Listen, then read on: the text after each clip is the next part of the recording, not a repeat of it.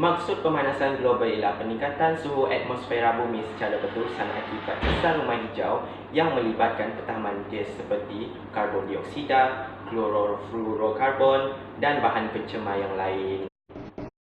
Faktor aktiviti manusia seperti perhutanan, pembebasan asap kenderaan dan pembakaran terbuka. Manakala kesan faktor semula jadi pula seperti kebakaran hutan secara semula jadi, letusan gunung berapi serta pancaran matahari yang berlebihan. Wah, ini tidak boleh dibiarkan. Apakah kesannya? Kesan pemanasan global ada berapa? Yang kita ada tulis ialah peningkatan arus laut, kemerosotan sumber makanan, gangguan cuaca dan masalah kesihatan. Akan ada banyak orang akan mati. Apakah kita untuk mengurangkan pemanasan global?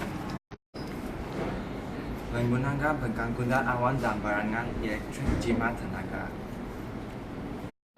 Dengan melakukan amalan 5R dan menanam pokok di sekitar Meminimumkan penggunaan penghawa dingin. Benda boleh pakai kipas, buat apa pakai aircon kan?